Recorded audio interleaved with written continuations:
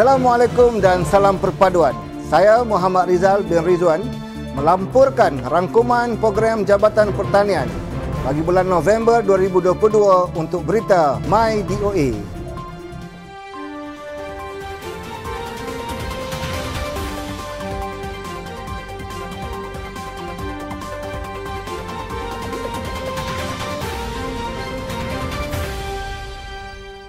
Persidangan dan pameran antarabangsa Kokotek kali ke-50 Kokotek 2022 yang bertemakan strategi penyesuaian dan mitigasi perubahan iklim untuk industri kelapa berdaya tahan dan mampan telah diadakan di Pusat Konvensyen Kuala Lumpur bermula 8 hingga 11 November 2022. Menurut Timbalan Menteri Pertanian dan Industri Makanan, Datuk Seri Ahmad Hamzah, Kokotek 2022 telah berjaya menonjolkan imej Malaysia yang memberi penekanan dalam memajukan pertanian lestari dan agenda sekuriti makanan terutamanya berkaitan industri kelapa. Turut hadir Ketua Setiausaha Kementerian Pertanian dan Industri Makanan, MAFI, Datuk Haslina Abdul Hamid, Pengurusi Komuniti Kelapa Antarabangsa ICC, Dr. Vilani Tim Manu dan Datuk Ilyas Saad, Timbalan Ketua Pengarah Pertanian, Pembangunan Industri dan Pengembangan. Jabatan Pertanian Negeri Selangor telah merangka 5 hala tuju bagi memperkasakan sektor tanaman makanan iaitu pembangunan hub makanan selamat, pembangunan teknologi dan produktiviti, pembangunan rakan strategik pemerkasaan ladang kontrak dan klasterisasi tanaman serta pembangunan industri asas tani.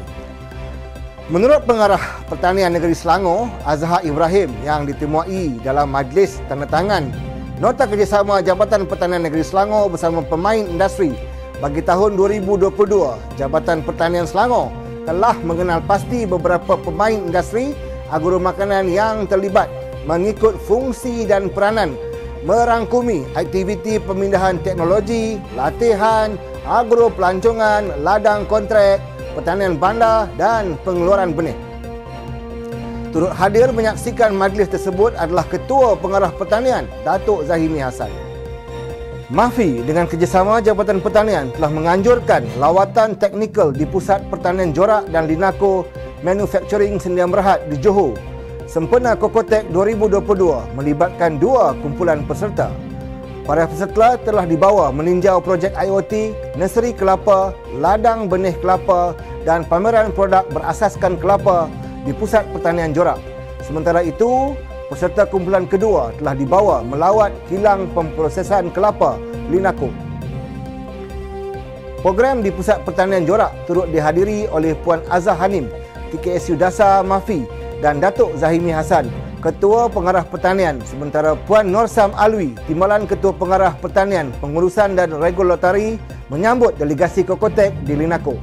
Program melibat urus pengurusan pertanian lestari di kawasan sensitif di Sarawak telah diadakan pada 11 hingga 13 November 2022. Program kolaborasi antara Jabatan Pertanian Malaysia dan Jabatan Pertanian Sarawak ini bertujuan untuk memberi pendedahan teknologi dan pengalaman pengurusan tanah lestari di negeri Sarawak kepada pegawai teknikal dan petani yang terpilih menyertai program My Soil Doctor.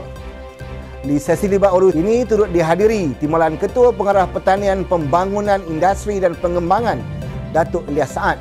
Kunjungan Pesuruhjaya Pertanian Anambra State, Nigeria, Dr. Foster ke Jabatan Pertanian Malaysia disambut oleh Timbalan Ketua Pengarah Pengurusan dan Regulatori, Puan Norsam Alwi.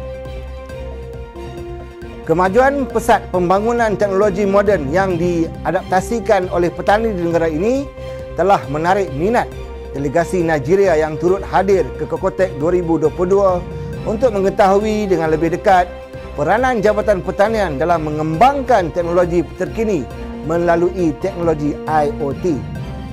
MyGap, pengiktirafan ladang yang mengamalkan amalan pertanian baik bagi menghasilkan tanaman makanan yang berkualiti dan selamat dimakan.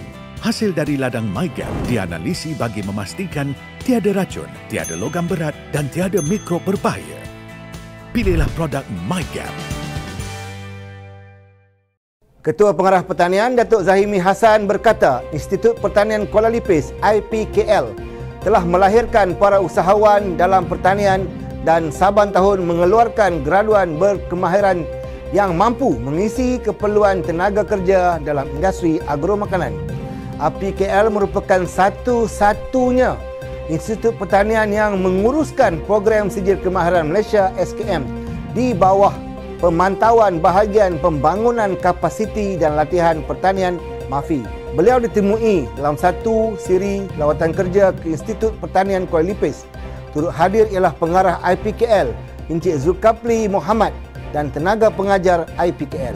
Selesai lawatan kerja di IPKL, Datuk Zahimi Hassan telah turun padang melawat projek jagung peserta kelompok Kampung Binjai yang dilanda banjir. Salah seorang peserta kelompok Kampung Binjai, Sasrul Nizam 54 berkata, tanaman jagung yang ditanam di atas tanah seluas 48 ekar diusahakan bersama kelompok Kampung Binjai ditenggelamkan air banjir separas 2 meter. Dalam pada itu, Datuk Zahimi Hassan turut menjelaskan bahawa bilik gerakan bencana banjir telah diaktifkan dan bersedia menggerakkan kaki tangan ke negeri dan daerah yang berisiko mengalami banjir untuk membantu usahawan tani yang terjejas. Tambah beliau lagi, MAFI mewujudkan tabung bencana agromakanan bagi membantu para petani yang mengalami kerugian atau kehilangan pengeluaran hasil tanaman akibat bencana. Skim pengesahan bahan tanaman atau SPBT yang diperkenalkan sejak tahun 2010 berperanan dalam memastikan pengeluaran bahan tanaman yang tulen dan berkualiti. Ketua Pengarah Pertanian Datuk Zahimi bin Hassan berkata 3 prinsip pelaksanaan SPBT meliputi jaminan sekuriti makanan, bahan tanaman yang tulen, varietinya dan benih tanaman yang berkualiti. Tambahnya lagi, dengan pelaksanaan SPBT ini, ia secara tidak langsung dapat menjamin sekuriti makanan negara melalui pengeluaran bahan tanaman yang bebas penyakit mengikut ketulinan varieti yang sebenar dan berhasil tinggi. Beliau ditemui semasa mengadakan lawatan pemantauan pelaksanaan skim pengesahan bahan tanaman di Long Yu, Negeri Muar Johor.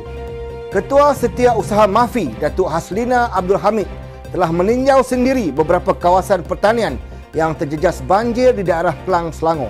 Antara projek yang dilawati adalah projek tanaman rock melon yang diusahakan oleh Encik Muhammad Kamar Radima, projek tanaman sayur timun yang diusahakan oleh Encik Muhammad Hasbi As-Sidiki Muhammad Nasi dan projek ternakan lembu yang diusahakan oleh Encik Muhammad Fah Rozi alias. Selain diberi taklimat berkaitan projek-projek yang terjejas dan anggaran nilai kerosakan, pasukan MAFI prihatin turut menyampaikan sumbangan kepada komuniti agromakanan yang terkesan. Turut hadir Ketua Pengarah Pertanian Datuk Zahimi Hassan dan Ketua Pengarah Jabatan Perkhidmatan Veterina Datuk Dr. Akmal Ngah Hamid serta pegawai kanan MAFI.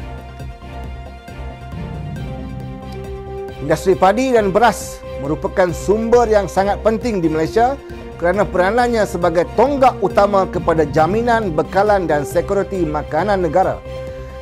Beliau yang ditemui dalam Majlis Perasmian Persidangan Padi Kebangsaan 2022 turut menambah adalah penting untuk MAFI memahami kepentingan industri ini dan peranannya dalam cabaran global iaitu sekuriti makanan, perubahan iklim dan mewujudkan pertanian yang lestari. Persidangan tersebut telah berlangsung bermula 22 hingga 23 November 2022 di Raya Hotel and Convention Center Al-Star Kedah. Turut hadir Ketua Pengarah Pertanian Datuk Zahimi Hassan, Ketua Pengarah Mardi Datuk Dr. Muhammad Zabawi Abdul Ghani, pegawai-pegawai kanan MAFI dan pemain industri padi dan beras Malaysia. Ketua Pengarah Pertanian Datuk Zahimi bin Hassan telah mengadakan kunjungan hormat ke atas Setiausaha Kerajaan Negeri Kedah Datuk Dr. Haji Norizan bin Kazali. Kunjungan hormat tersebut bertujuan untuk memperkukuhkan kerjasama sedia ada antara Jabatan Pertanian dengan Kerajaan Negeri Kedah, khususnya dalam pembangunan sektor agromakanan di negeri ini, terutamanya peningkatan pengeluaran sektor tanaman agromakanan. Turut dibincangkan berkaitan kebajikan warga kerja Jabatan Pertanian Negeri Kedah. Sekian daripada saya untuk rangkuman program Jabatan Pertanian November 2022 untuk berita My DOA. Assalamualaikum dan salam hormat.